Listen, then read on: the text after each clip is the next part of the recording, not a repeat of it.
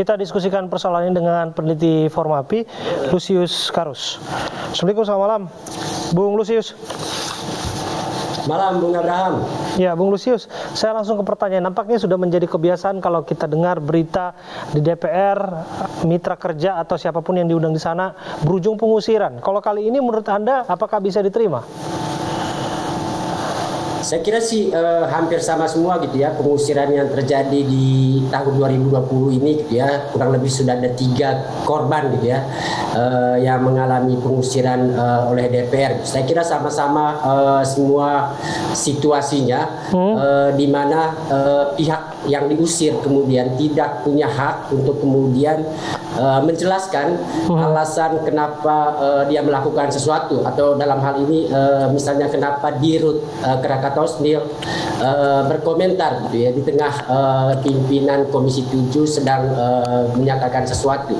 Jadi saya kira bentuk arogansi DPR itu terlihat ketika kemudian mereka secara sepihak kemudian mengambil keputusan untuk melakukan pengusiran tanpa kemudian memberikan kesempatan kepada mitra kerja mereka untuk menjelaskan apa sesungguhnya alasan mitra kerja misalnya melakukan interupsi gitu ya ketika anggota DPR melakukan atau menyampaikan pendapatnya gitu ya. Ya, Bung Lusius, kalau kita dengarkan istilah yang disampaikan oleh pimpinan rapat, disebutkan ada istilah contempt of parliament. Ini menarik. Ya. Apakah pemotongan pembicaraan ataupun interupsi ketika ada istilah maling teriak maling itu dianggap bagian penghinaan ataupun penistaan terhadap parlemen?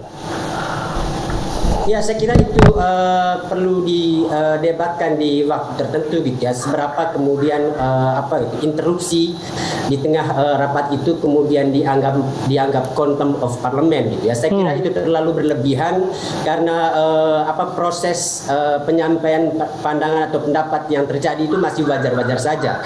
Kalau kita mendengar secara utuh misalnya pada saat pertama memberikan respon, pimpinan Komisi 7 itu masih menjawab dengan baik gitu ya, sampai kemudian di pertanyaan soal apa maksud maling itu gitu ya, di situ baru kemudian kemarahan pimpinan Komisi 7. Jadi, itu kan bisa saja dianggap tuduhan sebetulnya kan, Bung Lusius, soal malik teriak malik.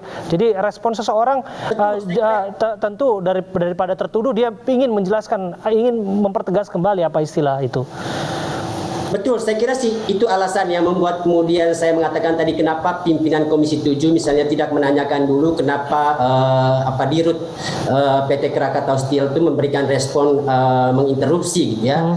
Padahal kalau kita dengar misalnya karena berbau tuduhan, jadi saya kira sudah tepat ketika kemudian pimpinan Krakatau Steel itu memberikan respon cepat gitu ya, daripada kemudian itu dianggap sebagai sebuah kebenaran kan kalau dibiarkan begitu saja pimpinan Komisi 7 mengatakan bahwa Dirut PT Krakatau Steel itu adalah maling gitu ya. Jadi saya kira sih selalu ada alasan kemudian kenapa seseorang ketika melakukan sesuatu, dan itu mestinya harus didalami oleh DPR. Dan sebagai orang terhormat saya kira proses dialog itu yang mestinya dilakukan oleh DPR, bukan kemudian mengambil keputusan sepihak ya.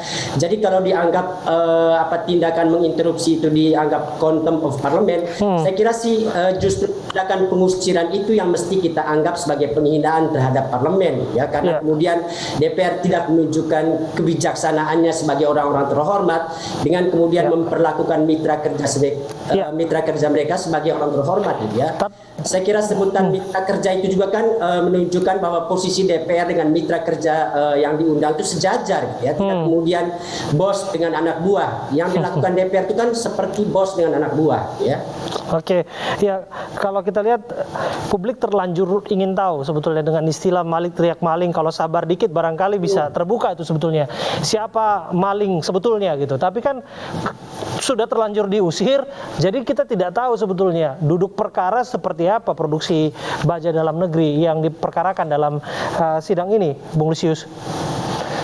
Betul sih, saya kira itu poin pentingnya gitu ya. Ketika kemudian keputusan untuk mengusir itu dilakukan begitu cepat, akhirnya kemudian substansinya itu tidak bisa ditangkap oleh publik ya. Dan di situ yang kita sesalkan, ungkapan Malik teriak maling itu mestinya bisa dijelaskan. Seperti yang juga diminta oleh Adrian Apitupulu saya kira setelahnya gitu ya. Itu kemudian tidak bisa terjadi kalau kemudian pimpinan komisinya terlanjur membuat keputusan untuk mengusir dirut PT Krakatau Steel. Oke, ya itu menjadi dilema karena pada akhirnya nampaknya wajah DPR kita dan lembaga ini sudah terlalu banyak dilindungi dengan istilah contempt of court. Barangkali juga kita juga tahu ada kekebalan imunitas hukum juga yang didapatkan mereka ketika mereka rapat. Ya, kita akan lihat seperti apalah jalan kinerja mereka nanti. Terima kasih atas waktu Anda, Bung Lusius Karus, peneliti Formapi, sudah hadir berbincang bersama kami.